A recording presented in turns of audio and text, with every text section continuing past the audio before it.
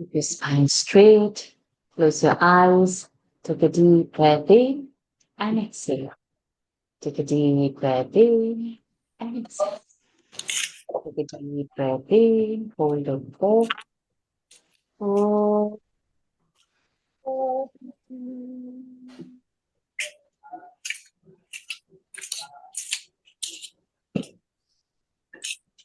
Hold.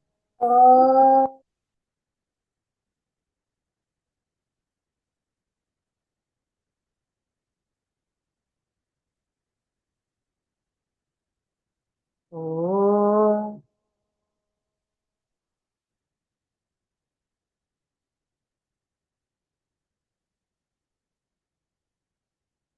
ॐ श्री गणेशाय नमः। ॐ श्री सरस्वत्यै नमः। ॐ श्री गुरुभ्यो नमः। समस्तजनकल्याणे निरतं करुणामयं नमामि चिन्मयं देवं सद्गुरुं ब्रह्मविद्वरं सद्गुरुं ब्रह्मविद्वरम् वसुदेवसुतं देवं कंसचाणूरमर्दनं देवकी परमानन्दं कृष्णं वन्दे जगद्गुरुं कृष्णं वन्दे जगद्गुरुम् Pranams to the Lord.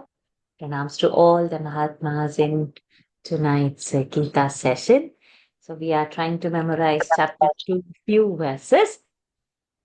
We have got different categories. Some are having 5 slokas, some are having 10, some are having 25, some are having 20. So we will sail through each. Okay.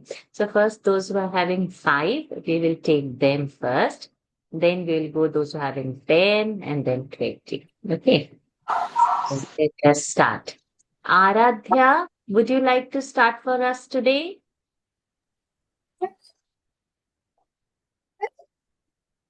But Would you start? louder. You sit like this, sit straight and join your hands.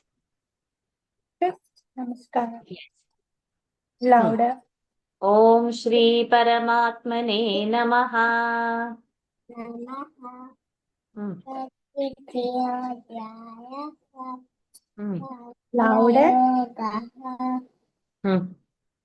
Atadvitiyodhyayah. Hmm.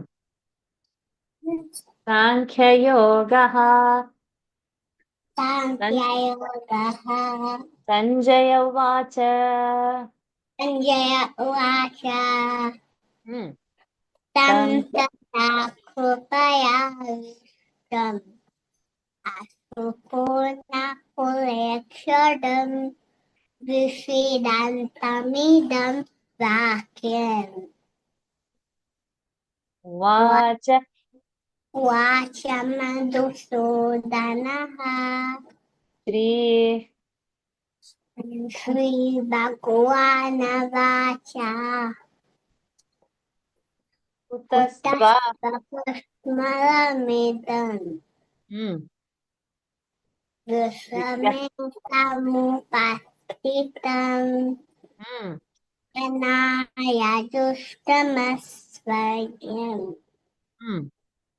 Kirtikaram Hmm. Very good. Klaibyam. Sahityam Hmm. Naitattvai. Naitattvayupapadyate Hmm. Sudram Rudayadarbhaye. Hmm. Yak. Ah, Shudram Rudaya Daurbalyam. Then. Hmm. Yatvotishtaparantapa. Hmm. Arjuna Vacha. Yuna Uvacha Hmm. Katam Katham. Mabaham Sanke Katham Bhishmamaham Sankhye. Katum Vismaka Sanke Hmm. Dro- Dronam Hmm. Very Madhu good. Very good. Dana Very good. Hmm. द्रोणं च Madhusudan विश्वविसूदनः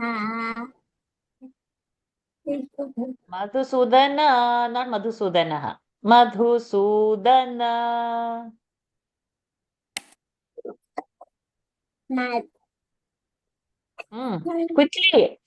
quickly Aradhana, we have others also waiting to chant. Sudana, not Sudanaha. Sudana. Correct. Ishubhif pratiyotsyami. शुभिस्पतियोस्यामि PujarhavariSudana. मुजाहावैसूदना Guruna hatva hi mahanubhavan. नहत्वा हि गुणः Mahanubhava. महानुभावान् Shreyo bhoktum. श्रेयो भोक्तुम् भैक्ष्यमपीह लोके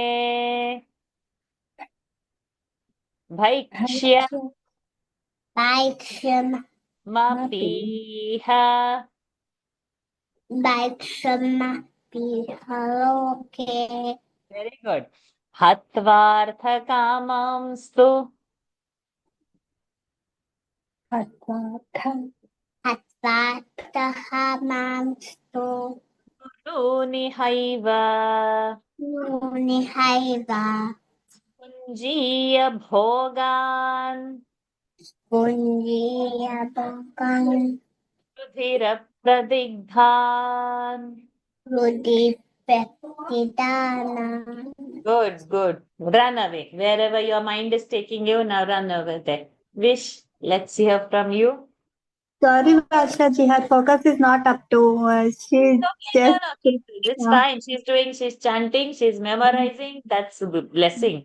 It's okay. Run, Aradhya, wherever you are, your mind is going somewhere, no, go over there. Wish, or if you want to watch, Aradhya, see how Wish is going to chanting. Wish was listening to you, Aradhya. Wish was waiting patiently for you to finish. Now you should patiently, without moving much of your body, now you wait and see how Wish is chanting. Okay, start. ॐ श्री परमात्मने नमः अथ तृतीयोऽध्यायः सांख्ययोगः सञ्जय उवाच कथं तं तथा तथा कृपया विष्टम् अश्रुपूर्णाकुलेशनं विषीदन्तमिदं वाक्यम् उवाच मधुसूदनः Very good. श्रीभगवानुवाच श्रीभगवानुवाच कुतस्त्वा कश्मलमिदं विषमे समुपस्थितम् अनार्यजुष्टमस्वर्ग्यम् अकीर्तिकरमर्जुन क्लैब्यं स्वगमपार्थ नैतत्त्वयुपपद्यते श्रुतुं हृदयदार्बल्यं त्यक्तोत्तिष्ठ परन्तप Very good. Arjuna Uvacha. Arjuna उवाच कथं भीष्ममहं सङ्ख्ये द्रोणं च मधुसूदन इषुभिः प्रतियोत्स्यामि पूजार्ह परिसूदन Guruna हत्वा हि महानुभावान् श्रेयो भोक्तुं वैक्षमपि अलोके अत्वार्थकामस्तु मुनिहैव भुञ्जीय भोगान् प्रतिदान् Very good, my dear child. Well done. So when you come back tomorrow, you make sure that you don't make me give you prompt. Without prompting also you should be able to do. You have memorized it. So it should just flow without stopping. Excellent, very sweet. Okay. Neelan, you have 5 or 10, my dear? Mute. You can mute now. Neelan, you have 5 or 10? 10. Okay. And Dhanya is also having 10. So 5 are over, right? Okay. So if Vish and Aradhya has to go, you can leave now. We are doing now 6 to 10 revision. Okay. So Neelan, you can chant from verse number 6. Na chaitad vidmah न चैतत् विद्म कतरन्नो गरीयः यद्वा जयेम यदि वा नो जयेयुः यानेव हत्वा न जिजीविषामः तेव स्थिताः प्रमुखे धार्तराष्ट्राः. Very good. Karpanya. Have you memorized that verse? He has not learned after 7. Okay, doesn't matter. So good. Good. Hold on. Don't go yet. Dhanya, can you say Karpanya? कार्पण्यदोषोपहत स्वभावः पृच्छामि त्वं धर्मसम्मूढचेताः Yachre.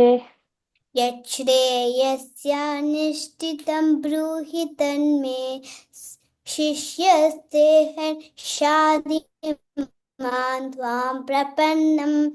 Very good. Nahi prapashyami. न हि प्रपश्यामि ममापनुद्यात् Yachoka. यच्चोकमुच्चोषणमिन्द्रियाणाम् Very good. अवाप्भूमावसपत्नमिन्द्रम् Vruddham. सिद्धं राज्यं सुराणामपि चाधिपत्यम्. Very good. Sanjaya Vacha.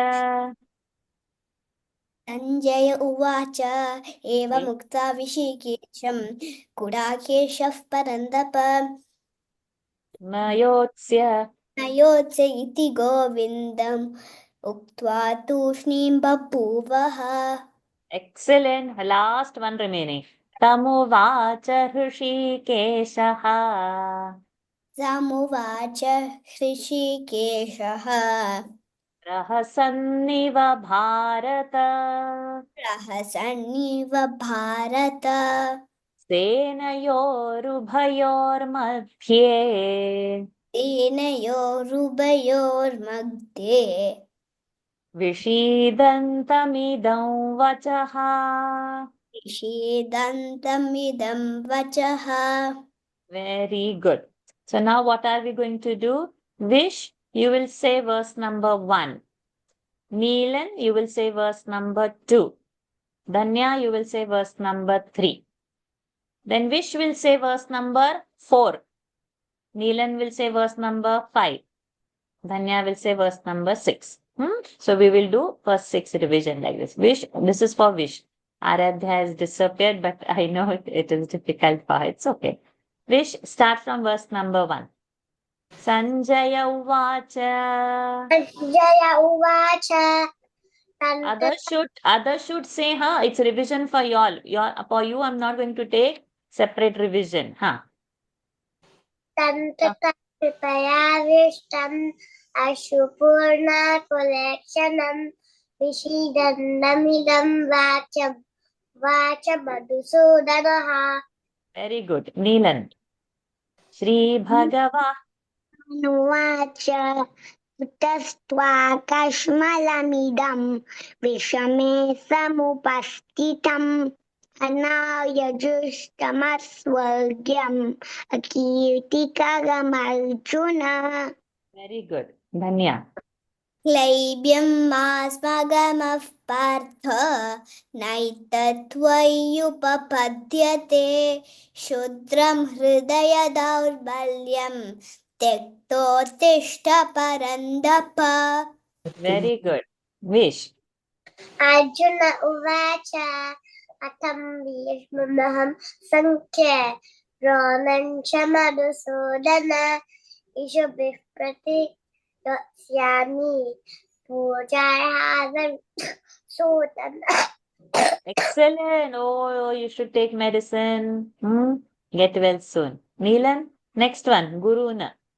Guruna Hatwashi Mahanubavan Shreyo Bhoktum Vaikshamapi Eloke Atva Takamamstu Guruni Haiva Bunjiya Bhogan Udira Pradekdan. Dhanya. न चेतद्विद्मः कतरन्नो गरीयः यद्वा जयेम यदि वा नो जयेयुः यानेव हत्वा न जिजीविषामः तेव स्थिताः प्रमुखे धार्तराष्ट्राः. Neelan, repeat after me. Karpanyadoshopa. Arpanyadosho Vahata svabhavaha. natasthabhavaha Pritchami tvam. Dikshami tvam Dharma sammudha-chetaha. Nachaitaha Yachreyasyan. Yatsreyasyam Nishchitam bruhi tanme. Nishtitam bhuhitanme Shishyasteham.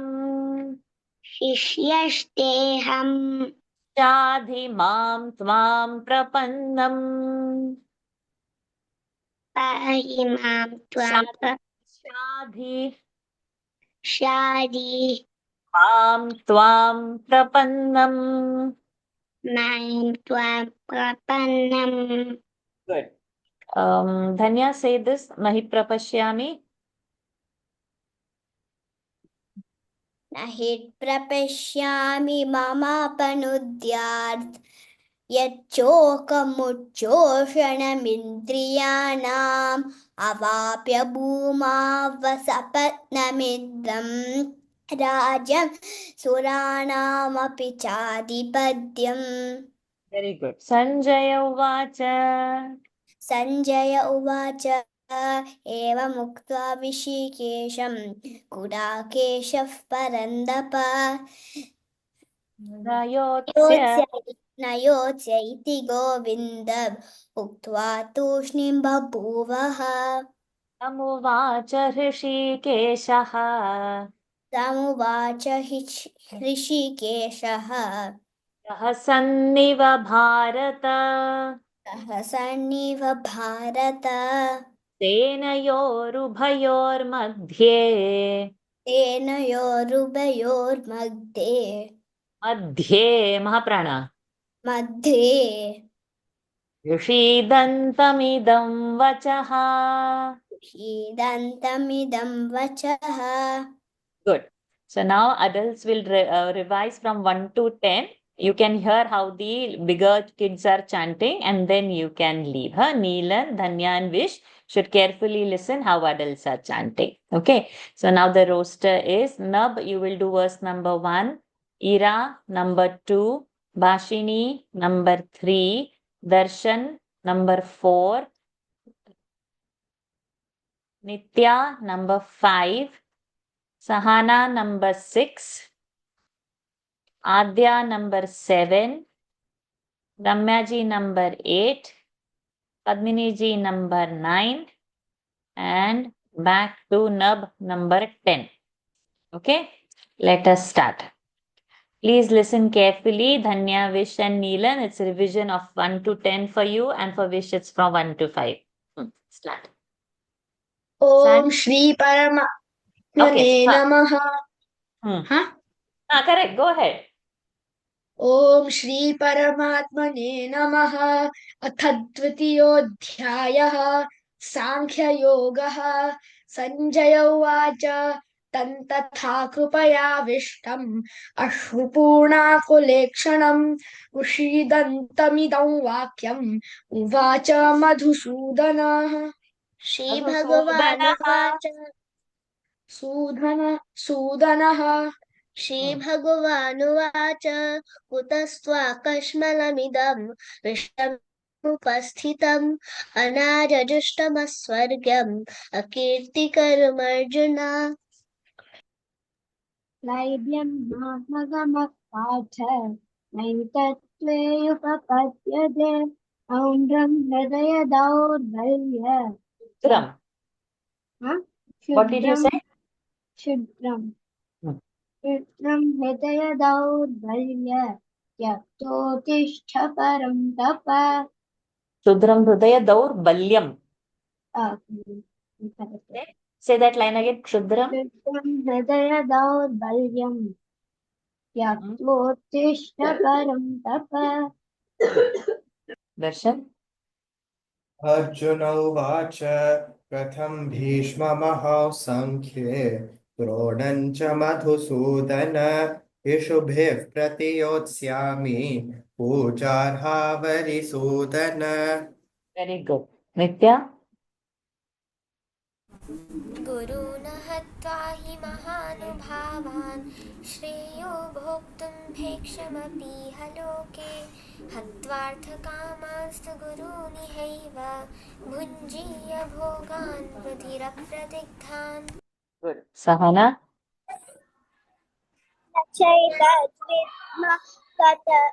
न चैतद्विद्म कतरन्नो गरीय न चैतद्विद्मः कतरन्नो गरीयः न चैतद्विद्म कतरन्नो गरीयः यद्वा जयेम यदि वा नो जयेयुः यानेव हत्वान् जिजीविषामः देवस्थिता प्रमुखे धार्तराष्ट्रः धार्तराष्ट्राः. Good. Adya. कार्पण्यदोषोपहत्वा अस्वास्वभावाः अर्पण्यदोषोपहतः स्वभावः. कार्पण्यदोषोपहतः स्वभावः पृच्छामि त्वां धर्मसम्मूढचेताः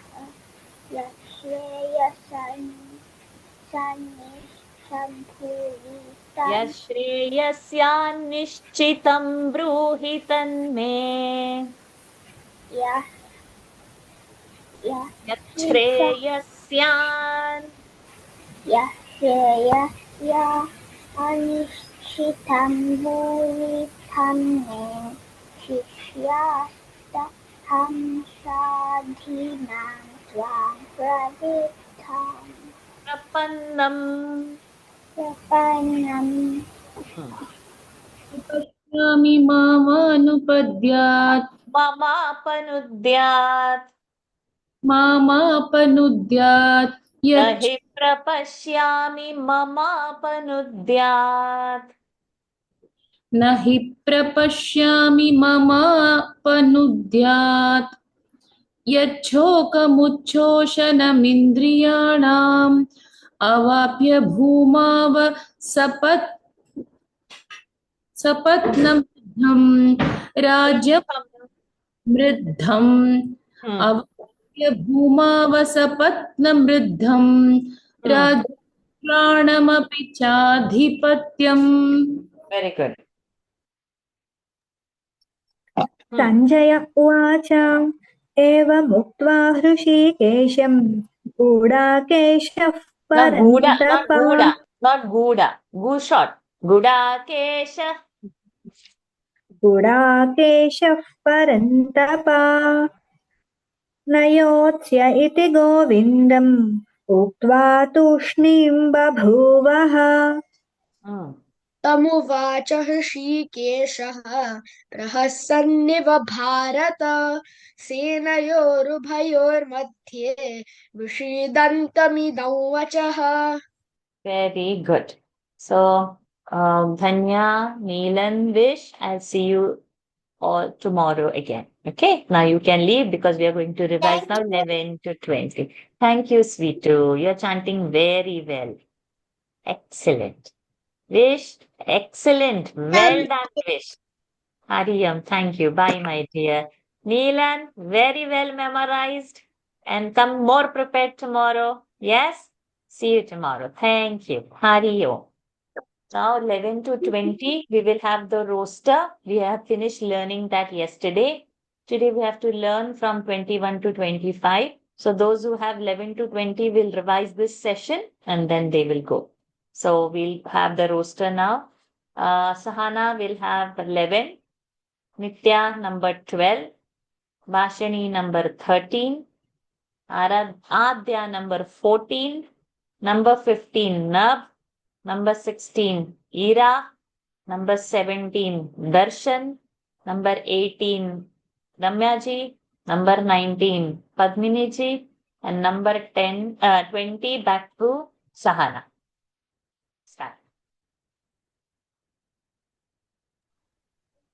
श्रीभगवानुवाच अशोच्यानन्वशोकचस्त्वं प्रज्ञावादां च भाषसे गता सूनगता शुंच नादसो चन्ति पंडिताः. Very good. 12. न त्वेवाहं जातु नासं न त्वं नेमे जनाधिपाः न चैव न भविष्यामः सर्वे वयमतः परम्. Very good. 13. देहिनोऽस्मिन् यथा देहे कौमारं यौवनं जरा तथा देहान्तरः प्राप्तिः धीरस्तत्र न मुह्यति. Excellent. 14. नाट्यस्पर्शेस्तु कौन्तेय शीतोष्ण सुखदुःखदा आगमपायिनो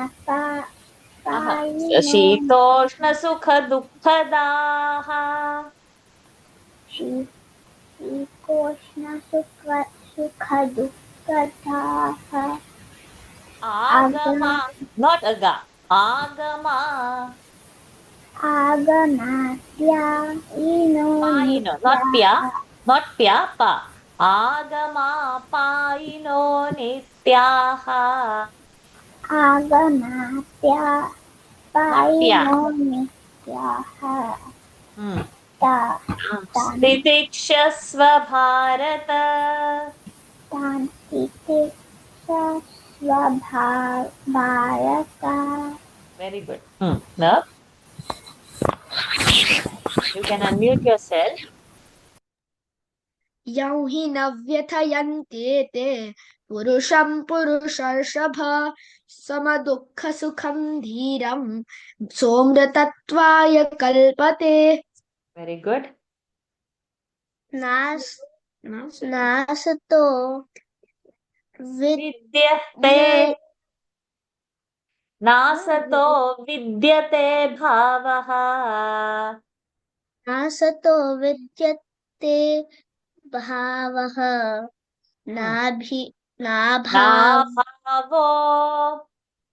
नाभावो विद्यते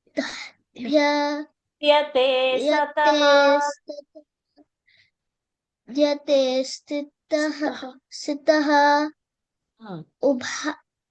उभयोरपि दृष्टोऽन्तः. उभयोरपि दृष्टोऽन्तः त्वनयोस्तत्त्वदर्शिभिः. त्वनयोस्तत्त्वदर्शिभिः त्वनयोस्तत्त्वदर्शिभिः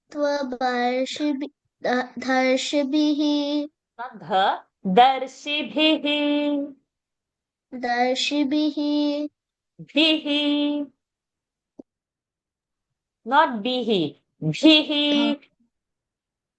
भिः त्वनयोस्तत्त्वदर्शिभिः. तत्त्वदर्शिभिः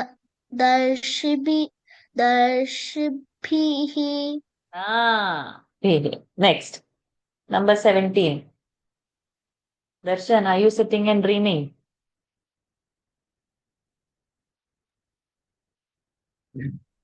अविनाशि तु तद्विद्धि येन सर्वमिदं ततं विनाशमव्ययस्यास्य न कश्चित् कर्तुमर्हति.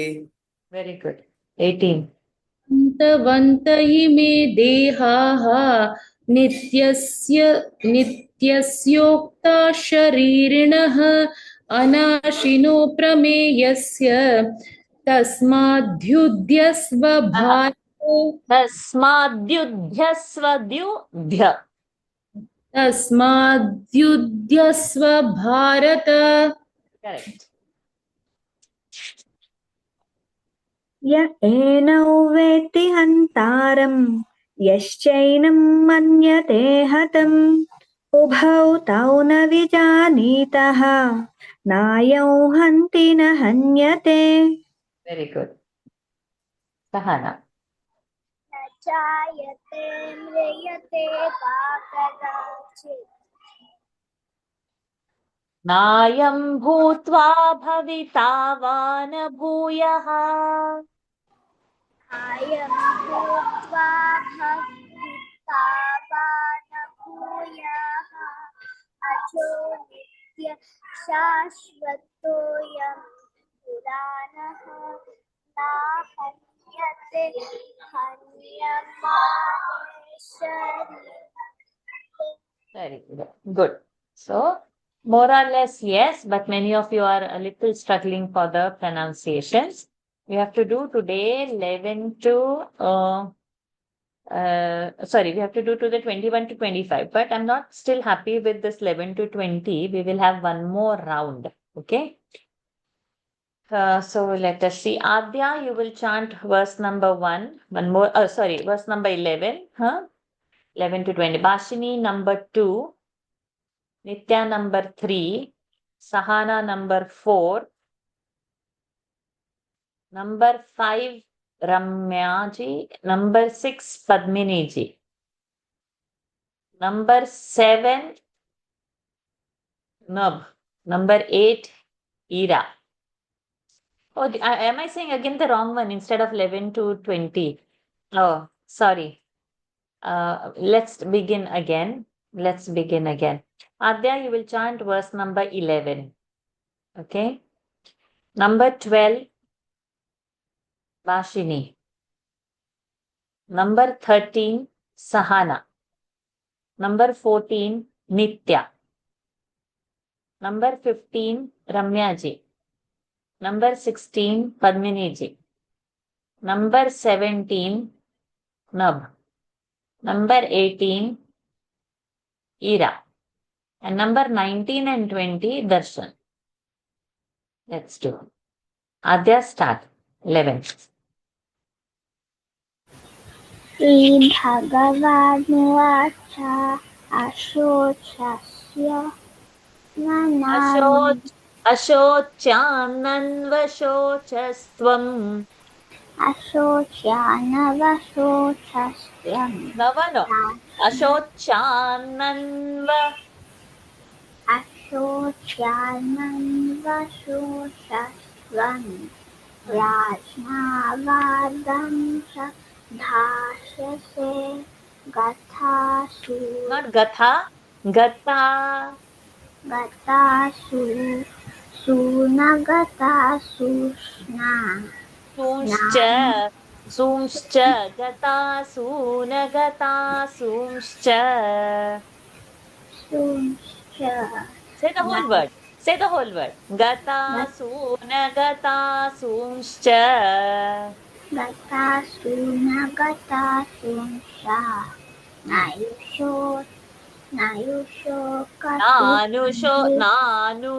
Nanushocanti panditaha. नानुशोचन्ति पण्डिताः. Good. Number 12.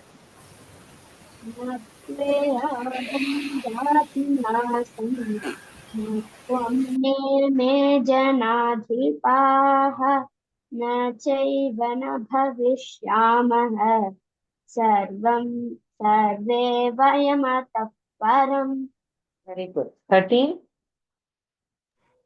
देहिनोऽस्मिन् यथा देहे कौमारं यौवनं जरा तथा देहान्तरप्राप्तिः तत्र न मुह्यति Very good. मात्रा स्पर्शास्तु कौन्तेय शीतोष्णसुखदुःख Say again. शीतोष्णसुखदुःखदाः आगमापायिनो नित्याः तां स्थितिक्षस्व Bharata. The name has come, huh? Number 15. यं हि न व्यथयन्त्येते पुरुषं पुरुषर्षभ समदुःखसुखं धीरं सोऽमृतत्वाय कल्पते. Then that Agama Payino Nityaha we are saying, but Agama Payinaha Anityaha it is. Patniji. Sorry, which one you No, put? not for you. For Nitya I said. It was not Nitya, it was Anitya. In the word it is. Okay. Patniji. नासतो विद्यते भावः नाभावो विद्यते सतः उभयोरपि दृष्टोऽन्तः त्वनयोस्तत्त्वदर्शिभिः. Very good. 17. अविनाशि तु तद्विद्धि येन सर्वमिदं ततं विनाशमव्ययस्यास्य न कश्चित् कर्तुमर्हति. Good. Veera. अन्तवन्त इमे देहाः नित्यस्य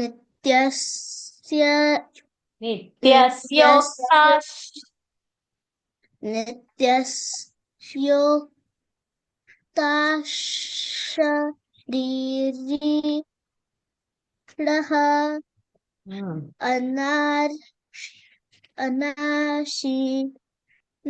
अनाशिनो प्रमेह्यस्य अनाशिनो प्रमेयस्य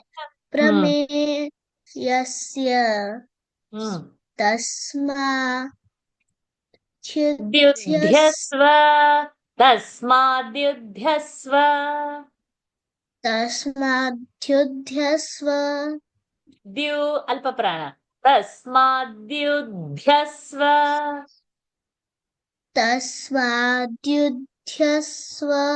Bharata. Very good. 1920. Darshan, you're sitting and dreaming. Oh, his connection is lost.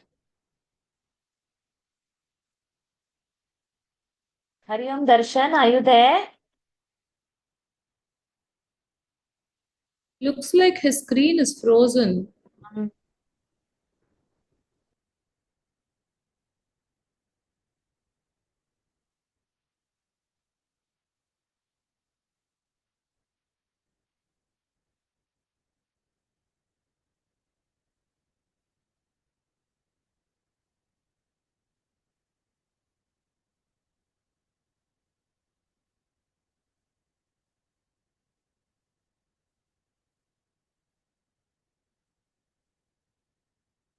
Okay.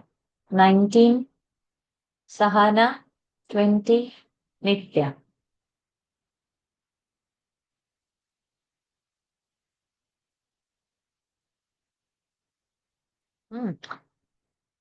Yenam vetti. Read.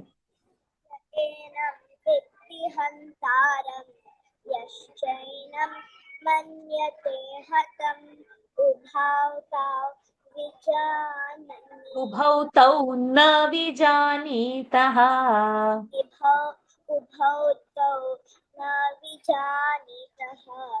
नायं हन्ति न हन्यते.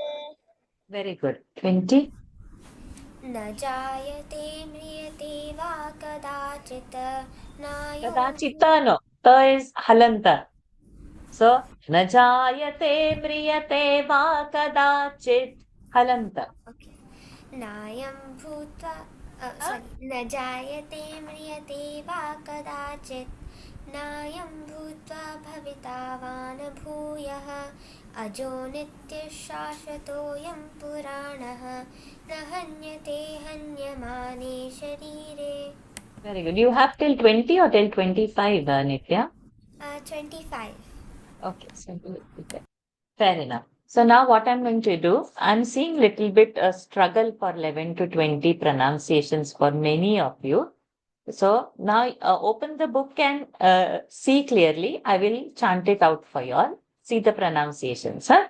Shri Bhagavanuvacha Ashochananvashocastvam Prajnavadansha bhashase Gatasunagatasumscha Nanushocanti panditaha Natvevahanjatu nasam Natvanneme janadhipaha न चैव न भविष्यामः सर्वे वयमतः परम् देहिनोऽस्मिन् यथा देहे कौमारं यौवनं जरा तथा देहान्तरप्राप्तिः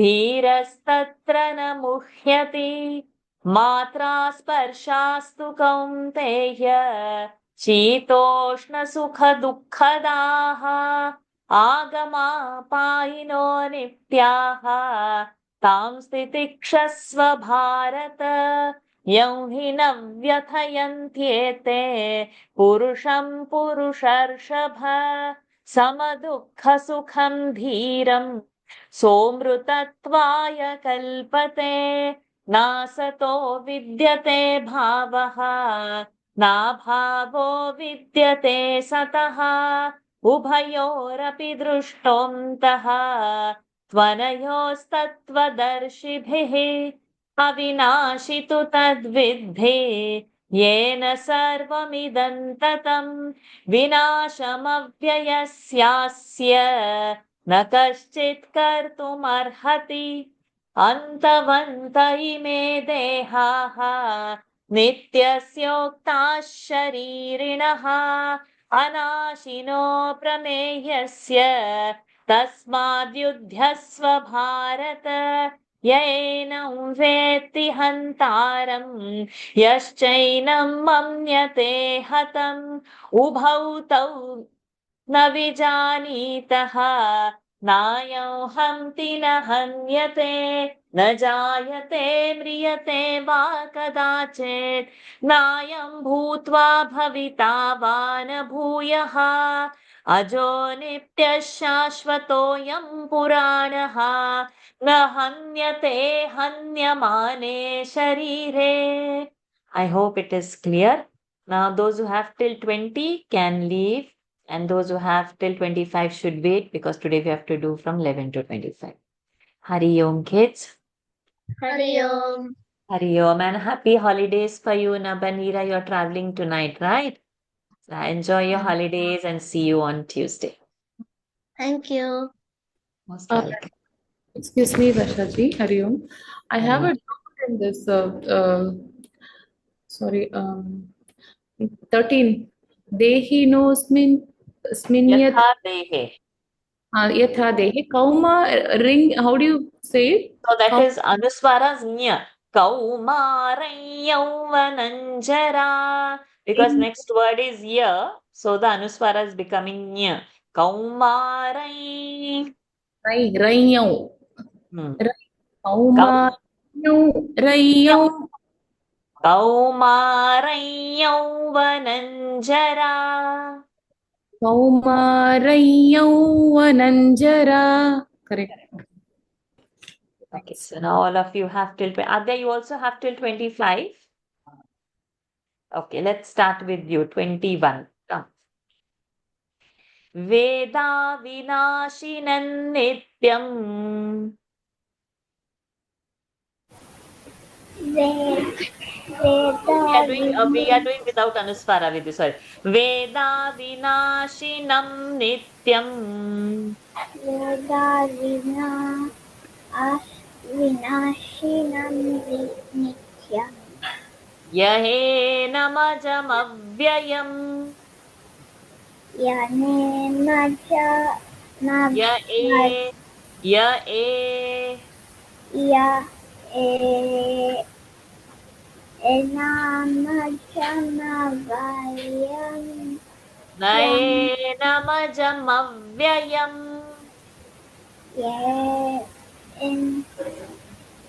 Enamajam avyayam. You can mute yourself, Darshan. Najayanam. Ya enam Yaenam ajam Ajamavayam. avyayam. No, you are learning, right? So give me a chance to speak so that you can repeat. No, without hearing properly, what are you going to chant? Ya enam Yaenam ajam Ajam avyayam. Avyayam. Ya enam ajam Yaena Ajam. Ya enam ajam. Yaena Ajam. Enam should happen now. How did we say? Yahenam. How did we break it? Yahenam Yaenam ajam. Ajam. You repeat only about how much I'm chanting. Don't go for extra. Pay attention, Adya. Yahenam Yaenam ajam Ajam avyayam. Avyayam. Yahenam ajam Yaenam Ajam avyayam. Avyayam. Yahenam ajam avyayam. Yaena Ajam Avyayam. Yaenam ajam avyayam. Yaenam Ajam Avyayam. So now avyayam also join. Yaenam ajam avyayam. Yaenam Ajam Avyayam. So now you join with that Yaenam ajam. Ajam avyayam. Aja Avyayam. Ajam avyayam. Ajam Avyayam. Enam ajam avyayam. Enam Ajam Avyayam. Don't say separately avyayam now. You join it into the ajam sma. Enam ajam avyayam. Enam Ajam Avyayam. Correct. Next one. Katham sapurusha partha. Katham Supurusha Partha.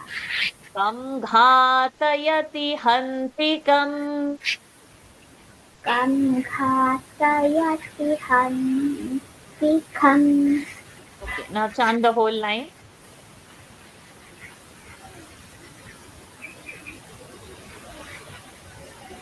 Veda Vinashi Vedavinashiyam Nityam. Veda vinashinam nityam. Vedavinashi Vedavinashiyam Nityam. Not yes, my dear, it is na. Veda vinashinam. Vedavinashiyam Nityam. Ya enamajam avyayam.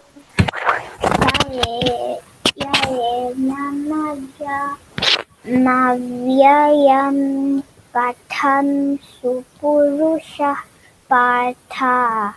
Katham sa over here. कथं स पुरुषः पार्थ कथं कथथ महाप्राण कथं स पुरुषः पार्थ कं घातयति हन्तिकम् वेरी गुड दर्शन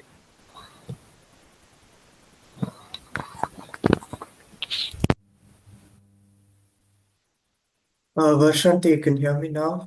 yeah All right.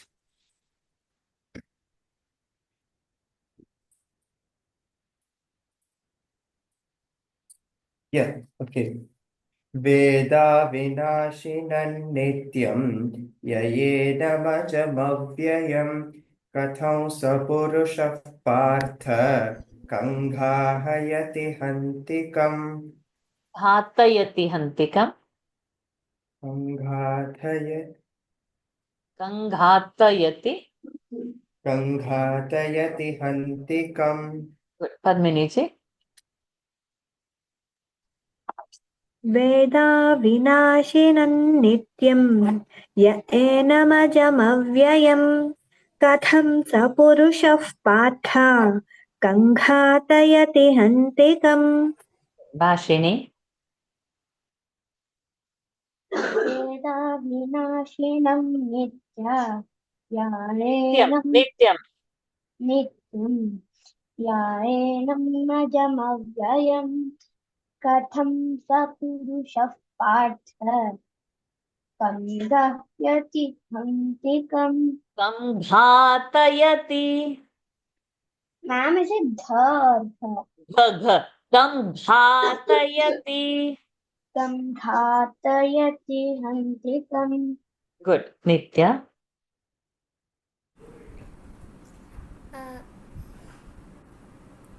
वेदा विनाशिनं नित्यं य एनमजमव्ययं कथं स पुरुषः पार्थ कङ्घातयति हन्तिकम् गुड रम्या जी वेदा विनाशिनं नित्यं य एनमजमव्ययं कथं स पुरुषः पार्थ कङ्घातयति हन्तिकम् गुड वेदा विनाशिनं नित्यं येनमजमव्ययं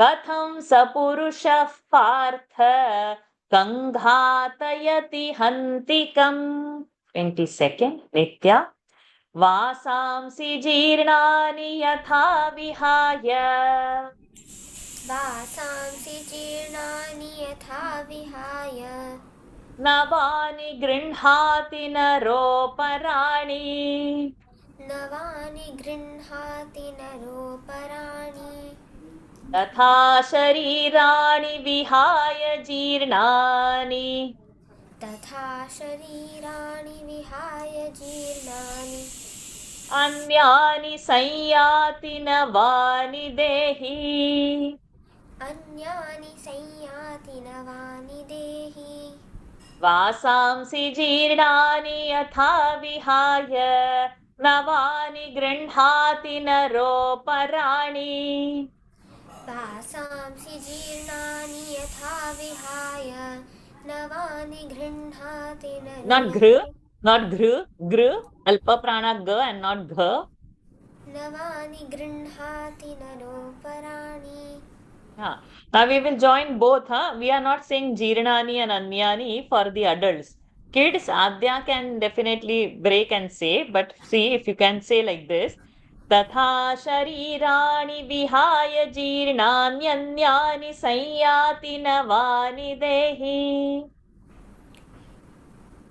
तथा शरीराणि विहाय जीर्णानि अन्यानि संयाति नवानि okay jirnani only is coming then you stick to jirnani and anyani what happens is in anushtup chanda means in this particular if we are breaking the chandas that's what trishtup now this is jirnani we are giving an extra alphabet we are saying anyani so we are giving extra alphabet and breaking the chandas adults can say like this kids keep it as jirnani and anyani only now you say the full verse वासांसि जीर्णानि यथा विहाय नवानि गृह्णाति नरोपराणि नवानि जीर्णानि तथा शरीराणि विहाय जीर्णानि अन्यानि संयाति नवानि देहि. Very good. Darshan?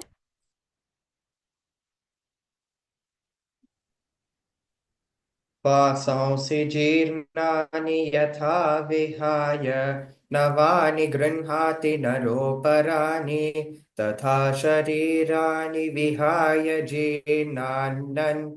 Jeernani, say like that only, because it will confuse. Tatha sharirani vihaya jeernani. तथा शरीराणि विहाय जीर्णानि Now let the na murdhani come proper, yeah? Why? What is wrong? Vasamsi jeernani naroparani tatha sharirani jeernani. All this na has to come very nicely. Start from the beginning. Okay. वासांसि जीर्णानि यथा Not jeerna, jeerna. वासांसि जीर्णानि okay Hmm. वासांसि जीर्णानि यथा विहाय नवानि गृह्णाति नरोपराणि तथा Naroparani, no, naroparani. You will lose नर your marks, huh? नरोपराणि तथा शरीराणि विहाय जीर्णान् याति Jeernani. What did I say? Don't break it because it is making problems. तथा शरीराणि विहाय जीर्णानि अन्याति संयाति Anyani, not anyati. Anyani. अन्यानि संयाति नवानि देहि Ramya ji. वासांसि जीर्णानि यथा विहाय नवानि गृह्णाति नरोपराणि तथा शरीराणि विहाय जीर्णान्यन्यानि संयाति नवानि देहि. And if judges will ask Ramya, then you say because the chandas will break, we are giving one extra alphabet. So Jirinanyanyani we have to keep together and we cannot break the chandas. That is the answer. Because traditionally it is chanted Jirinani and Anyani. So traditionally nobody is telling that there is an extra alphabet and breaking the chandas. So judges might question this. Because judges are also chanting Jirinani and Anyani only. So for kids, we will leave. We'll keep them at Jirinani and Anyani only because judges are doing that. But for adults, we can actually say that it is Jirinani Anyani. We cannot give extra alphabet because chandas is breaking. Okay. But we should not pause. We cannot say Tatha Sharirani Vihaya Jirinanyanya. We cannot pause. We have to Jirinanyanyani. In the same breath it should go. No additional breath. If we are pausing, then we have to make a sandhi over there. Without pause, if we are able to hold the breath and continue, then that is good. Continue that word. Jirinanyanyani as one word in one breath. Otherwise, if you are not sure, then Jirinani Anyani only. Okay. Bhashini. Ma'am, this is I couldn't memorize it, but that's why I No, don't memorize. Read it, looking at the book. No, the pronunciation for the second last line I couldn't. Okay. No, so second last line. Tatha sharirani vihaya jeernani anyani sanyati. Okay. Vasamsi जीर्णानि यथा विहाय नवानि गृह्णाति नरोपराणि तथा शरीराणि Tatha, your thas are not coming. Yatha, tatha, tha has to come. तथा शरीराणि विहाय तथा शरीराणि विहाय जीर्णानि.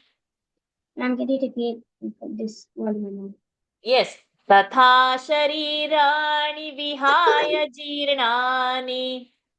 तथा शरीराणि विहाय शरीराणि जीर्णानि.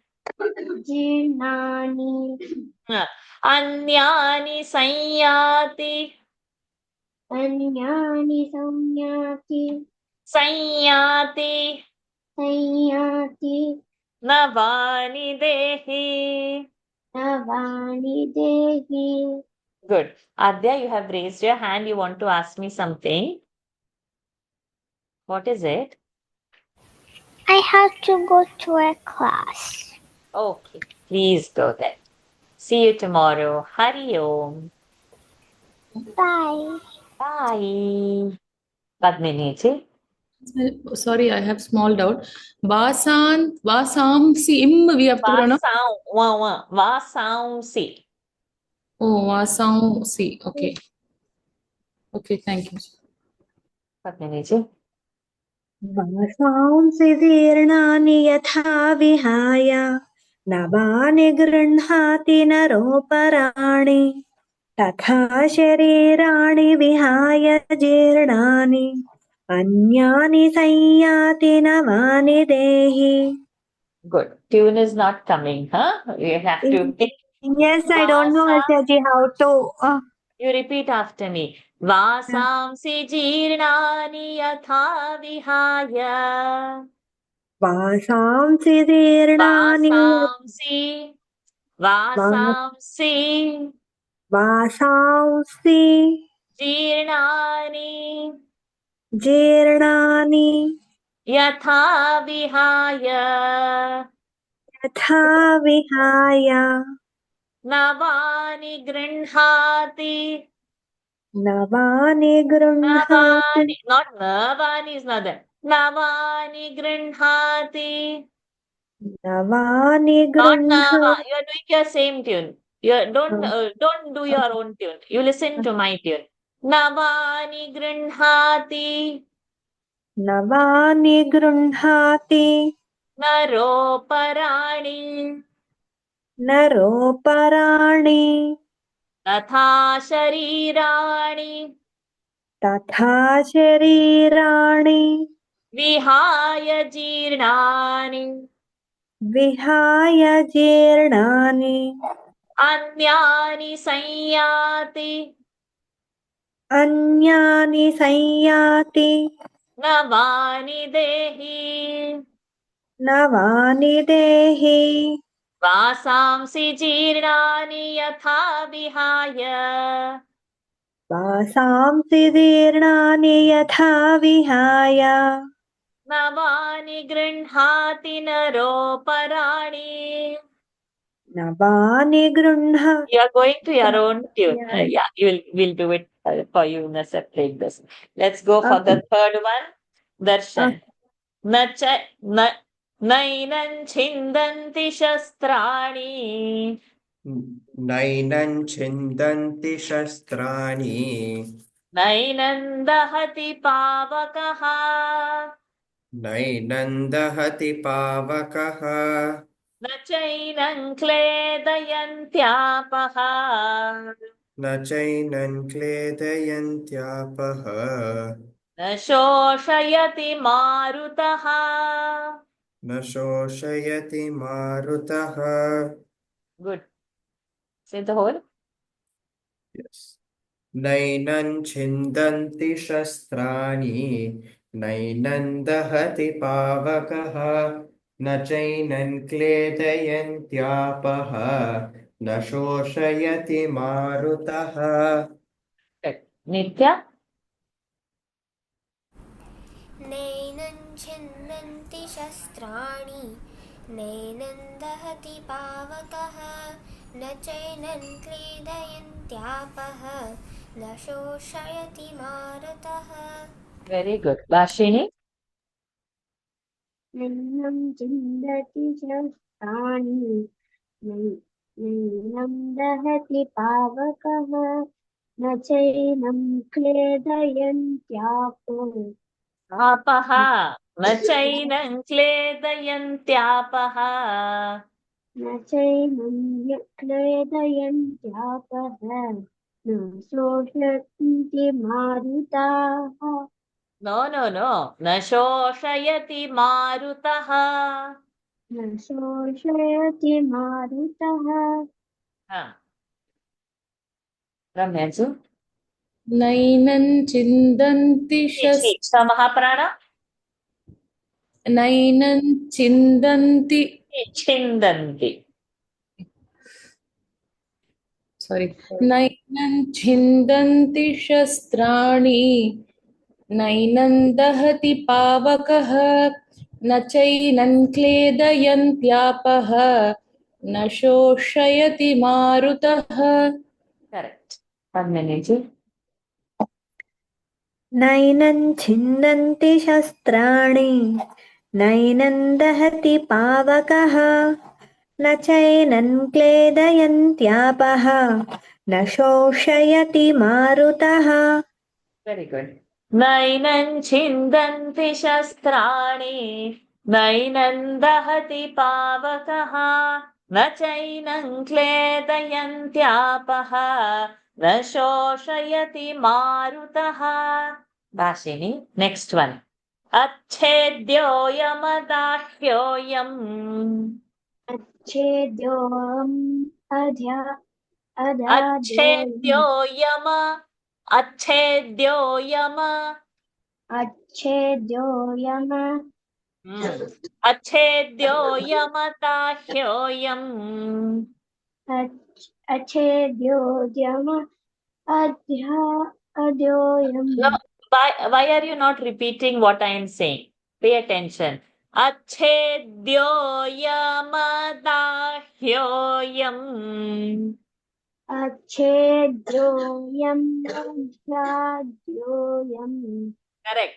अच्छेद्योऽयमदाह्योऽयम् अच्छेद्योऽयम् महाप्राण power अच्छेद्यो अच्छेद्योऽयम् अदाह्योऽयम् Correct. अक्लेद्यो शोष्य एव च अक्लेद्यो शोष्यदेव च Well, vachaha and all is not there. Vacha only there. Read only what is there. And listen what I'm saying. So you have to reproduce my sound. Akledyo shoshya eva cha. अक्लेद्यो शोष्य एव च Correct. Nitya sarvagatasthānuho. नित्य सर्वगत शान्तुः Gatasthānuho. स्थाणुः Gatasthānuho. गतस्थाणुः Nitya sarvagatasthānuho. नित्य सर्वगतस्थाणुः अचलोऽयं सनातनः अचलोऽयं सनातनः अचलोऽयं सनातनः अचलोऽयं सनातनः Pay attention. अच्छेद्योऽयमदाह्योऽयम् अक्लेद्यो शोष्य एव च अच्छेद्योऽयं तथा महाप्राणा अच्छेद्यो will have a pressure द्वित्वा अच्छेद्यो अच्छेद्योऽयं अदाद्योऽयम् What did I say? Say yama. अच्छेद्यो यमदाह्योऽयम्. Ma'am, I think my battery power is down. I have to charge it. Can you give me? You don't have a charger near you? No, I'm just plugging it. No, you are not sitting near a plug point, I'm asking. I am. I'm just plugging it. So just switch on the plug. That's it. No need to panic. You will still chant. No escape. Shanti, I have a class now, so can I chant and then leave? Yeah. So, okay. Bashani, you keep it for charging. We'll just finish off darshans. Say darshan. Yes. अच्छेद्योऽयमदाह्योऽयम् अक्लेद्यो शोष्य एव च नित्यः सर्वगतस्त्राणुः Not stra, darling. Sthanuho. नित्यः सर्वगतस्थाणुः अचलोऽयं सनातनः. Not sanathanah, sanathanah. All right. Achaloyam Sanatana. All right. Okay. So one more slok is remaining that you will watch the video and learn. All right. Okay. Hari Om, darling. Thank you Hari for Om. joining. Okay. Bhashini, you are settled with your thing? It's charging now? Okay. Let's start. Achedyoyamadahyoyam. अच्छेद्योऽयं अदाह्योऽयम् All right. Akledyo shoshya eva cha. अक्लेद्यो शोष्ट एव च Nitya sarvagatasthānuho. नित्यः सर्वगतस्थाणुः Achaloyam sanatanaha. अचलोऽयं सनातनः Excellent. Now you chant the whole on your own. अच्छेद्योऽयम् अदाद्योऽयम् अक्लेद्यो शोषणं शोष्य एव च Very good. नित्यः सर्वगतस्थाणुः अक्लोऽयं Achaloyam. Achaloyam. अचलोऽयं सनातनः Very good. Very good. Padmini ji.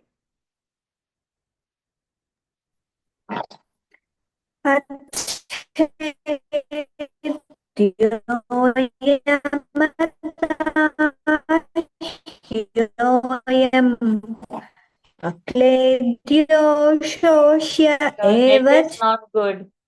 Padmini ji, we'll come back to you. Your net is not good. Ramya ji.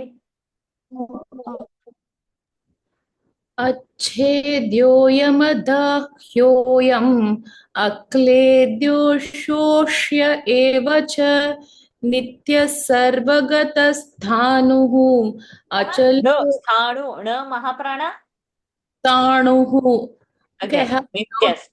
there is no ra here at all. Okay, No. स्थाणुः No, start from Nitya Sarva. नित्यः सर्वगतस्थाणुः अचलोऽयं सनातनः. Nitya.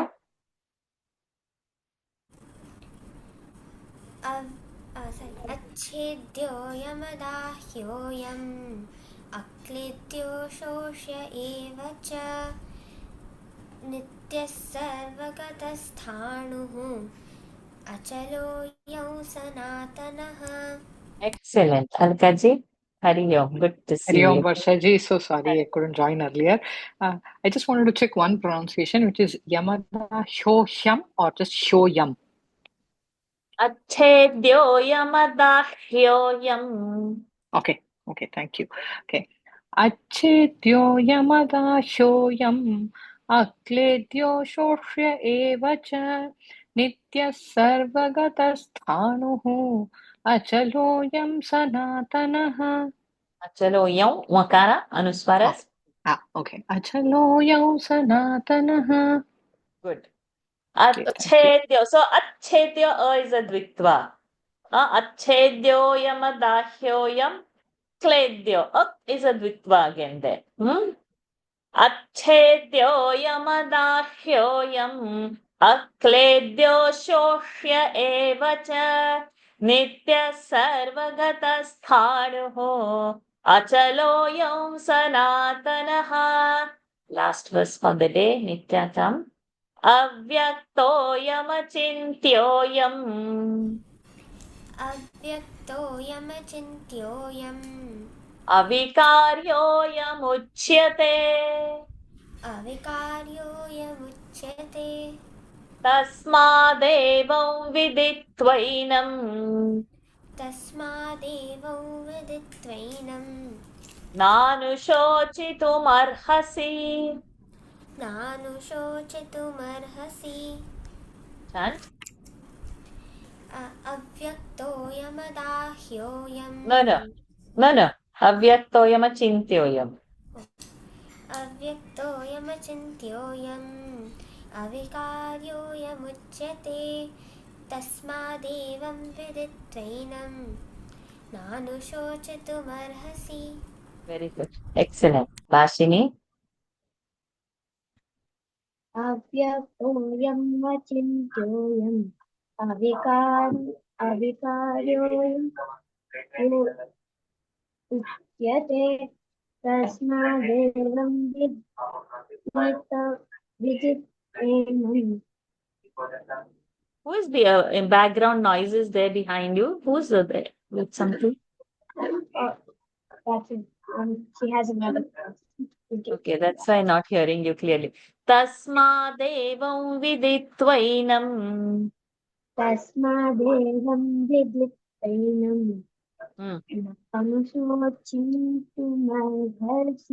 नानुशोचितुमर्हसि. नानुशोचितुमर्हसि. Very good. Very good. Both of you, if you want to go, Bashini and Nitya, you can go. And now we have to do the revision. Your learning part of pronunciation is over, but we have to revise the pronunciation. So please join tomorrow again. Okay, Ramyaji, the same verse, 25. Vaishnavi aunty, I don't think I'll be able to join tomorrow since I have school today. I accidentally Okay. missed So when you school. will be able to join then? On Saturday? Yes, I think on Saturday. Okay. Otherwise, if you don't need the pronunciations, if you are knowing it well, which I know you know it, and whenever like you have finished memorizing, and when we are starting over here the rounds of memories, if you want to join that time also, you can join, so that your time is not wasted and valued, Nitya. Okay. Okay, see how it is possible. Accordingly, you decide and join. Okay, all the best. Hariyo. Thank you. Hariyo. Okay, Ramyaji. अव्यक्त्योऽयमचिन्त्यो Avyakto, not Tio. अव्यक्तोऽयमचिन्त्योऽयम् अविकार्योऽयमुच्यते तस्मादेवं विदित्वैनं नानुशोचितुमर्हसि. Very good. Padminiji. अव्यक्तोऽयमचिन्त्योऽयम् अविकार्योऽयमुच्यते तस्मादेवं विदित्वैनं नानुशोचितुमर्हसि. Very good. Alkaji. अव्यक्तोऽयमचिन्त्योऽयम् अविकार्योऽयमुच्यते तस्मादेवं विदित्वैनं नानुशोचितुमर्हसि. Correct. Avyaktoyamachintyoyam avikaryoyamuchyate tasmadevam viditvainam nanushochitumarhasi. Okay. You all have 15 minutes more. So what we'll do, we will continue rest, because with the kids section, the 25 is over. But we have to reach till 45, right? So whenever we get some time like this, we can extend by 15 minutes or something to pump it up. Dhwani has till 35, so she can learn from this video. So because we have time, otherwise to match everybody's time, it is very difficult. So we will just go how many verses we can continue, we will complete. So if in the first week, means before this Saturday, if we can complete all 45, then you are free for memorizing. Then we can catch up set by set, first 5, first 10, first, like that we can catch the set of memory. First let the pronunciations come. Let's go ahead. Atha chainan nitya jatam. Okay, one by one, Alkaji. Atha chainan nitya jatam. अथ चैनं नित्यजातं नित्यं वा मन्यसे मृतम्. नित्यं वा मन्यसे मृतं तथापि त्वं महाबाहो. तथापि त्वं महाबाहो नैवं शोचितुमर्हसि. नैवं शोचितुमर्हसि. Good. Say. अथ चैनं नित्यजातं नित्यं वा मन्यसे मृतं तथापि त्वं महाबाहो नानुशोचितुमर्हसि. Naiva. Naivam. तथापि त्वं महाबाहो नैवं शोचितुमर्हसि. नैवं मकार. Okay. नैवं शोचितुमर्हसि. पद्मिनी जी. अथ चैनन्नित्यजातं नित्यं वा मन्यसे मृतं तथापि त्वं महाबाहो नैवं शोचितुमर्हसि। वेरी गुड. रम्या जी. अथ चैनं नित्यजातं नित्यं वा मन्यसे मृतं तथापि तथा तथा तथापि त्वं महाबाहो नैवं शोचितुमर्हसि। करेक्ट. अथ चैनं नित्यजातं नित्यं वा मन्यसे मृतं तथापि त्वं महाबाहो नैवं शोचितुमर्हसि. रम्या जी. जातस्य हि ध्रुवो मृत्युः. जातस्य हि ध्रुवो मृत्युः तो हि जातस्य हि ध्रुवो मृत्युः. मृत्युः मृत्युः and हि ध्रुव. जातस्य हि ध्रुवो मृत्युः. जातस्य हि ध्रुवो मृत्युः ध्रुवं जन्म मृतस्य च. ध्रुवं जन्म मृतस्य च तस्मादपरिहार्येऽर्थे. तस्मादपरिहार्येऽर्थे Correct. Again, say that line. तस्मादपरिहार्येऽर्थे Correct. परिहार्येऽर्थे. परिहार्येऽर्थे तस्मादपरिहार्येऽर्थे. तस्मादपरिहार्येऽर्थे Correct. न त्वं शोचितुमर्हसि. न त्वं शोचितुमर्हसि Say the full one. त्वं is it? जातस्य हि ध्रुवो मृत्युः ध्रुवं जन्म मृतस्य च ध्रुवं जन्म. अनुस्वारा ञकार. ध्रुवन् ध्रुवं जन्म. ध्रुवन् महाप्राण. ध्रुवं जन्म मृतस्य च तस्मादपरिहार्येऽर्थे न त्वं शोचितुमर्हसि। पद्मिनी जी. जातस्य हि ध्रुवो मृत्युः ध्रुव. जातस्य हि ध्रुवो मृत्युः ध्रुवं जन्म मृतस्य च तस्मादपरिहार्येऽर्थे न त्वं शोचितुमर्हसि। Very good. Kamikaji disappeared. Okay. जातस्य हि ध्रुवो मृत्युः ध्रुवं जन्म मृतस्य च तस्मादपरिहार्येऽर्थे न त्वं शोचितुमर्हसि. पद्मिनी जी. अव्यक्तादीनि भूतानि. You can unmute yourself. अव्यक्तादीनि भूतानि. Your internet is not okay. Maybe I'll change my place.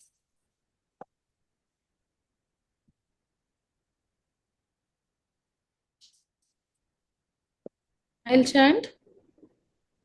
We'll see if she's getting into. Are you able to hear now? Yeah. It is not about hearing. That time also we are hearing, but internet is not there properly, so the voice is getting muffled. So let us see. We will try one more time. Avyaktadini bhutani. अव्यक्तादीनि भूतानि व्यक्तमध्यानि भारत. व्यक्तमध्यानि भारत अव्यक्तनिधनान्येव. अव्यक्तनिधनान्येव तत्र का परिदेवना तत्र का परिदेवना अव्यक्तादीनि भूतानि व्यक्तमध्यानि भारत अव्यक्तनिधनान्येव तत्र का परिदेवना अव्यक्तादीनि भूतानि व्यक्मध्या व्यक् व्यक्त व्यक्त व्यक्तमध्यानि भारत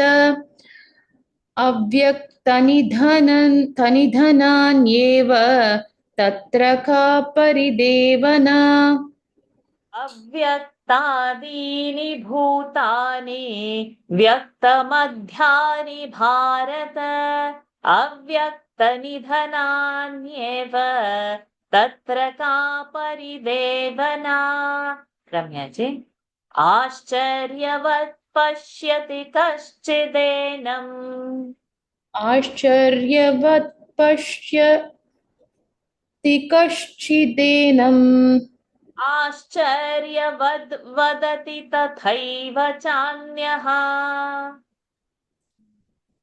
आश्चर्यवद् वदति तथैव चान्यः आश्चर्यवच्चैनमन्यः शृणोति आश्चर्यवच्चैनमन्यः छैन न छैन च आश्चर्यवच्चैनमन्यः शृणोति आश्चर्यवच्चैनमन्यः छैन न छ अल्पप्राण च चैन आश्चर्यवच्चैनमन्यः शृणोति श्रुत्वाप्येनौ वेद न चैव कश्चित् श्रुत्वाप्येनौ वेद न चैव कश्चित् Do it. आश्चर्यवत् पश्यति कश्चिदेनम् आश्चर्यवद् वदति तथैव चान्यः आश्चर्यवच्चैन Vacchaina. Va is a dvitva. Ascharyavatchainamanya shrunoti. आश्चर्यवच्चैनमन्यः शृणोति शृणोति normal sh is it? Shrunoti, yeah. मन्यः शृणोति श्रुत्वा Shrunoti, no. Shrunoti, shorty. last time, right, I had a lot of problem in this. The judges also pointed out you're a lot confused between the sh and the sh. Many places I made a mistake.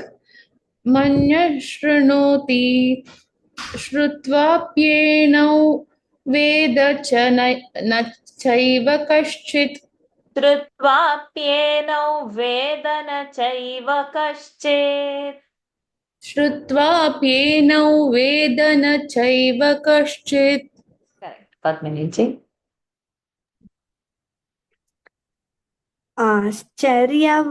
आश्चर्यवत् पश्यति कश्चिदेनम् आश्चर्यवद्वदति तथैव चान्यः आश्चर्यवच्चैनमन्यः शृणोति श्रुत्वाप्येनं वेद न चैव कश्चित् Sorry, I'm my tune.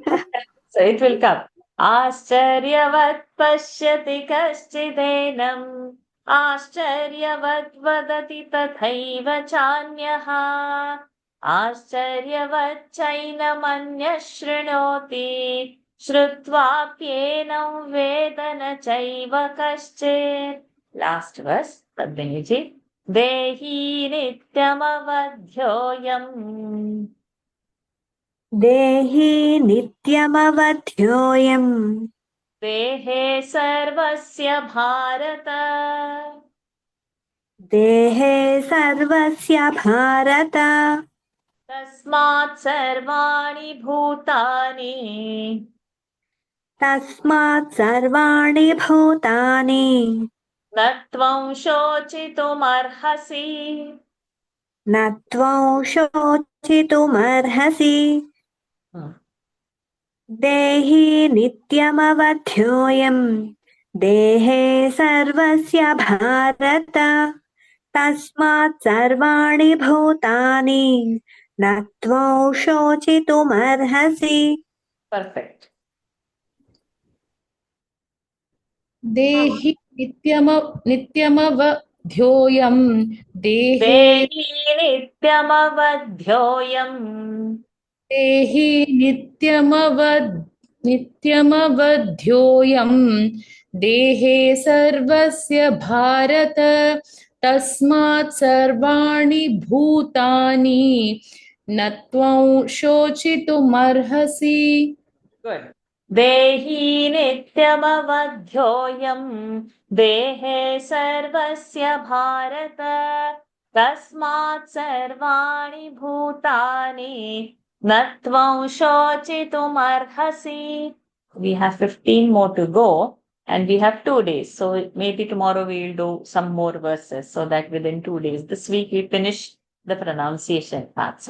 Let's end our session for today.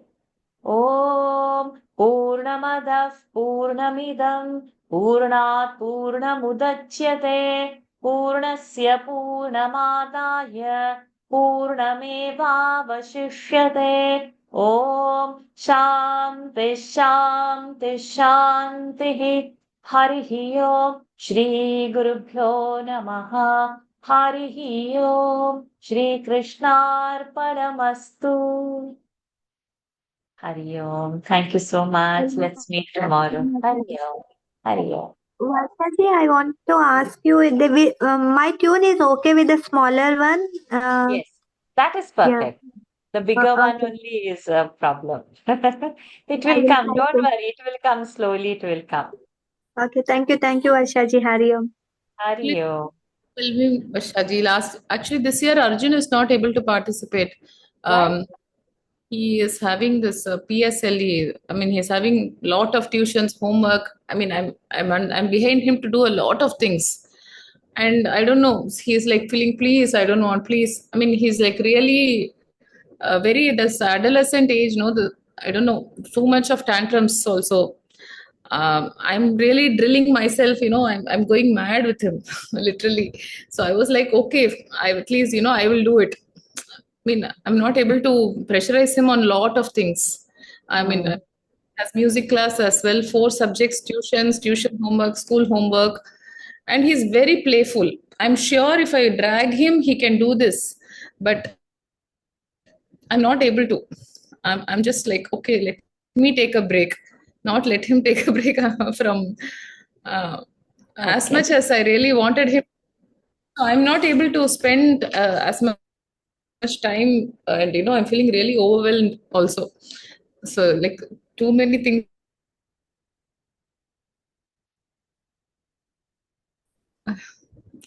Doesn't matter. Sometimes, I don't, sometimes to let go is the best solution. So it's okay. So don't force. sorry, your voice is No, I said sometimes to let go is the first best actually. solution. Do whatever is cheerfully possible. PSLE and all we cannot avoid. So we'll have to face it anyways. So not to stress about it. Whatever cheerfully is happening, let it do. So don't feel burden of so much you have to do. Just leave it to the Lord. Lord is doing through you. Lord is doing through you. Just take away your doership. I have to do this, I have to do that, he has to do this. No. Lord is working. Just make yourself available. Take off the pressure from the mind. It will happen. One of these days, just ask him to come and say me one hello. Let me talk to him. Okay. Not for part. Just say, just come. She is asking you. Just ask, come and say her a hello. Any of these days, ask him to come. Okay. First moment I said, so this year, this chapter 2, come, let's do it. It was like, why did you sign up for me? Why did you? So I said, no, Arjun, you can do it. It's easy. You can do it. If you try, let's do it together. But he's like too much, I mean, he's throwing this tantrum for every other thing, not only for this. So I don't know which to, I was like, I'm really troubling myself a lot, Don't for do this to you. Don't abuse yourself. This is a bad if I'm not available, see, he could have very much sat with me, but he's sitting with his brother doing something, not studies for sure. But if I go, I have to make him sit and do the homework. I mean, I have to sit with literally everything on the Okay. top of my work also. So The I age is like that.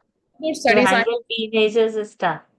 Yeah, I'm These not aiming for the high scores or top schools. No, I'm just trying to give more peace to myself. No, just don't just leave it to the Lord. Let him act through you. You are not the actor. Lord Right. is making it happen. And just the tone of talking also, would you do this? Change the tone of asking him to do things. That makes a big difference. Let it be more as an optional and as a friendly thing, not as a motherly order, which generally we try to. And not as a threat, if you don't do this, I won't do this or that. Nothing. It's your marks, see, and later not to say anything and not to feel bad. Just very pleasantly. It will take away the pressure from you first. Then he will settle. And kids are meant to be restless, and teenagers are definitely not the mama's boys anymore. They will become again later. But at these 4 5 years, they are little different. So just flow with it as Lord's prasad. Otherwise, it will, with your doership in your head, you will have to run from one chore to another only. But with Lord as a driving seat, you will just sail through it. Don't take And it. I don't know how to make him focus, like very short time focus. Then suddenly his Only, no, just do only for short while with him. So some focuses are like that. They can't sit. They are restless. They want some activity. So give him only, something else. yeah, give him short-term things only. Don't give him anything long. That's why I said just ask him to come and say me one hello. I was asking for him like that. You say, then just let me talk to him. Okay, ma'am. Sure. Okay. Hariyo. Hariyo. Hari. Hariyo. Very good.